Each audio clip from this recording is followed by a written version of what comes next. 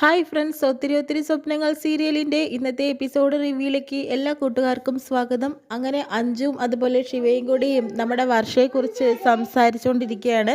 അതിനുശേഷം തന്നെ ആ സമയത്ത് വർഷയാണെങ്കിലോ രാവിലത്തെ ബ്രേക്ക്ഫാസ്റ്റും ഉച്ചയ്ക്കുള്ള ലഞ്ചും എല്ലാം തന്നെ തയ്യാറാക്കിയിട്ടുണ്ടെന്ന് പറഞ്ഞു വരുന്നുണ്ട് കേട്ടോ. ഇന്ന് ഞാൻ കുറച്ച് നേരത്തെ എഴുന്നേറ്റു, അതുകൊണ്ട് എല്ലാം ഉണ്ടാക്കിയിട്ടുണ്ടെന്ന് പറയുന്നു.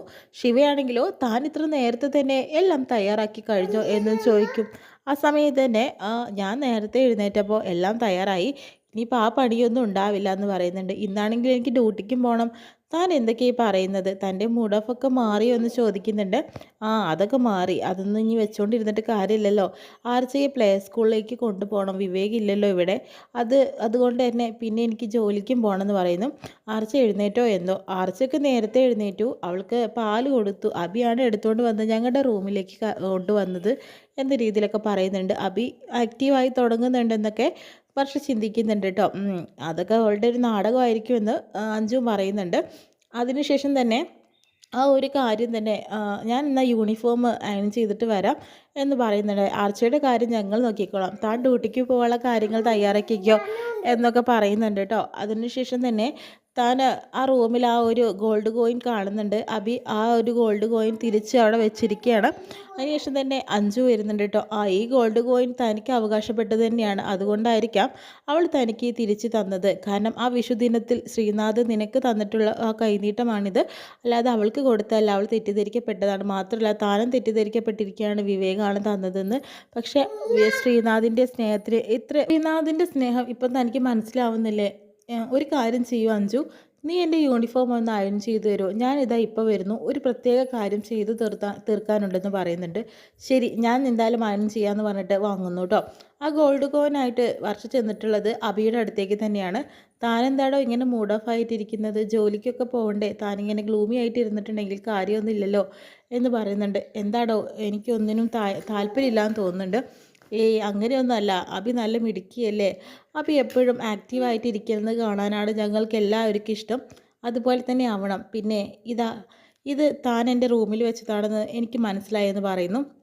ഈ ഗോൾഡ് കോയിൻ്റെ അവകാശി താൻ തന്നെയാണ്, താൻ തന്നെ ഇത് വെച്ചോളൂ എന്ന് പറയുന്നു കേട്ടോ. ഇല്ലടോ, എനിക്കിതിൻ്റെ ആവശ്യമില്ല. മറ്റൊരാളുടെ സാധനം ഇനി ഞാൻ ആഗ്രഹിക്കുകയുമില്ല. താൻ തന്നെ ഇത് വെച്ചോളൂ. എന്താ അബി ഈ പറയുന്നത്? ഇത് തനിക്ക് വേണ്ടി കൊണ്ടുവന്നതാണെന്ന് കരുതിയിട്ട് ഞാൻ തനിക്ക് തിരിച്ചു തരുന്നതാണ്. താൻ തന്നെ ഇത് വെക്കുകയും വേണമെന്ന് പറയുന്നു.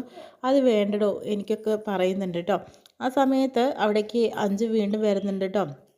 തനിക്കെന്താ തലയ്ക്ക് വല്ല ഓളം ഉണ്ടോ വർഷേ? കാരണം ഇവൾ ഇത്രയും ചെയ്തിട്ട് വീണ്ടും ഇവളുടെ പുറകെ തന്നെ പോകാൻ തനിക്ക് എങ്ങനെ തോന്നുന്നു?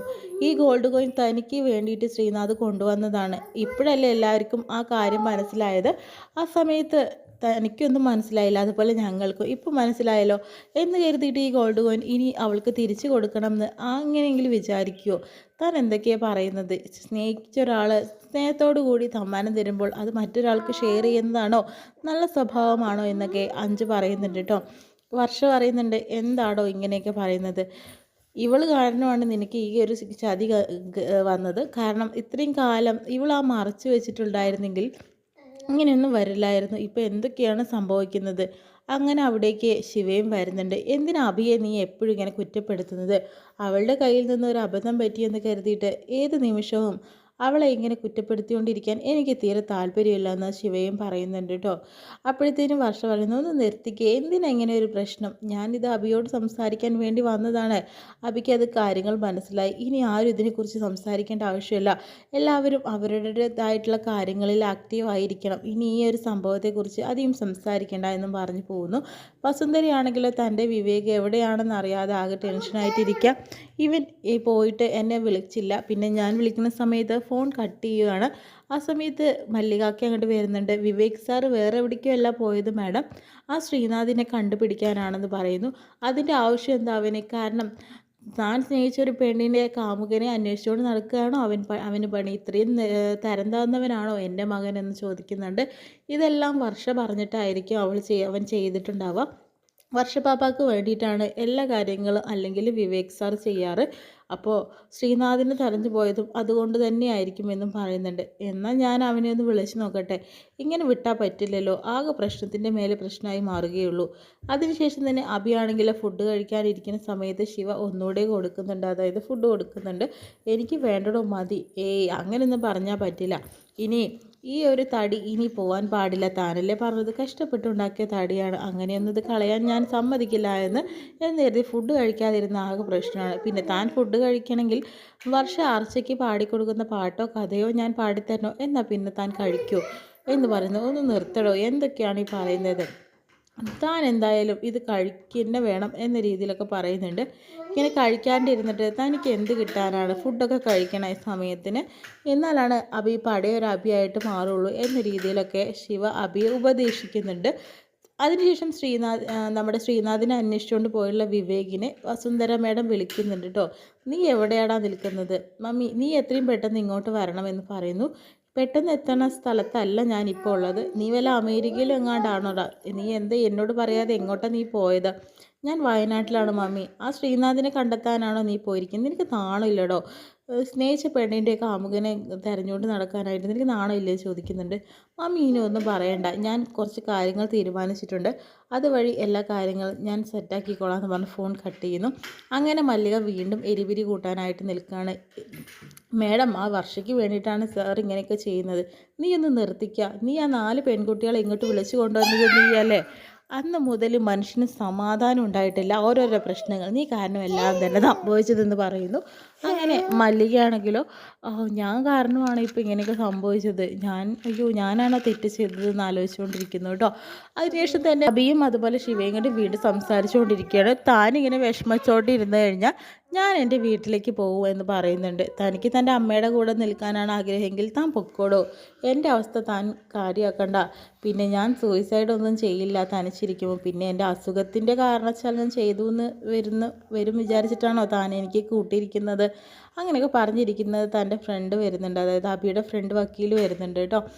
അപ്പോൾ ആ പേര് പറയുന്ന സമയത്ത് അബി പറഞ്ഞിട്ടുണ്ടായിരുന്നു, എനിക്കറിയാം അബി കുറച്ച് ദിവസമായിട്ട് കാണാനില്ലല്ലോ ഓഫീസിലേക്ക്, അതാണ് ഞാൻ തിരഞ്ഞു വന്നത് എന്നാൽ വായു എന്ന് പറയുന്നു. അതിനുശേഷം തന്നെ ആ ഇൻഷുറൻസ് കാർഡിൻ്റെ കാര്യങ്ങളൊക്കെ ശരിയാക്കാൻ വേണ്ടിയിട്ട് തന്നെയായിട്ട് അബിയുടെ അടുത്തേക്ക് വന്നിട്ടുള്ളത്. ശ്രീനാഥ് തൻ്റെ ശ്രീജിത്ത് വന്നിട്ടുണ്ടായിരുന്നു, അയാൾ തന്നിട്ടുള്ള ഡോക്യുമെൻറ്റ്സും കാര്യങ്ങളെല്ലാം ആണിത്. ഇൻഷുറൻസിൻ്റെ കാര്യങ്ങളെല്ലാം റെഡിയാക്കാൻ വേണ്ടി തന്നെ കാണാത്തപ്പോൾ എന്നെ ഏൽപ്പിച്ച് പോയതാണെന്ന് പറയുന്നു. അയാൾ ഒരുപാട് സംസാരിക്കാനും തന്നില്ല, ഒരു സൈൻ ചെയ്തിട്ട് അങ്ങോട്ട് പോവുകയാണ് ചെയ്തതെന്ന് പറയുന്നുണ്ട് കേട്ടോ. തന്നെ ഏൽപ്പിക്കാൻ വേണ്ടിയിട്ടാണ് ഞാൻ വന്നത്, ഞാൻ പോട്ടെ എന്ന് കണ്ടു പോകുന്നു. ആ സമയത്ത് അതായത് ആ ഒരു പേപ്പേഴ്സ് എല്ലാം തന്നെ വായിച്ച് നോക്കുന്ന സമയത്ത് തന്നെ ഇത് വർഷയ്ക്ക് വേണ്ടിയിട്ട്, ആ ഇൻഷുറൻസിൻ്റെ എല്ലാ കാര്യങ്ങളും വർഷയ്ക്ക് വേണ്ടിയിട്ടാണ് ശ്രീനാഥ് ചെയ്യുന്നത്. അവളുടെ ഭാവി സുരക്ഷിതമാക്കാൻ വേണ്ടിയിട്ട്, അതായത് വർഷയുടെ ജീവിതം കരുതൽ എന്നൊക്കെ രീതിയിൽ തന്നെയാണ് ശ്രീനാഥ് അവിടെ എല്ലാം കാര്യങ്ങളും ചെയ്തിരിക്കുന്നത് കേട്ടോ. ഇത് കാണുന്ന അബിക്കും ശിവയ്ക്കും സന്തോഷമാവുന്നുണ്ട്. ശിവ പറയുന്നുണ്ട്, നീ നോക്കി ഈ ലാസ്റ്റത്തെ സെൻറ്റൻസ് നോക്ക്, ഇതിലൂടെ തനിക്ക് മനസ്സിലാക്കാൻ സാധിക്കും ശ്രീനാഥ് തനിക്കുള്ളതാണെന്ന്, അല്ലാതെ വർഷയ്ക്കുള്ളതല്ല. അപ്പോഴത്തേനും അബിക്ക് സന്തോഷമാവുന്നുണ്ട്, അത് ശ്രീനാഥിനെ എനിക്ക് തിരിച്ചു കിട്ടുമോ എന്ന രീതിയിൽ തന്നെയാട്ടോ അബി വീണ്ടും ചിന്തിച്ചുകൊണ്ടിരിക്കുന്നത്.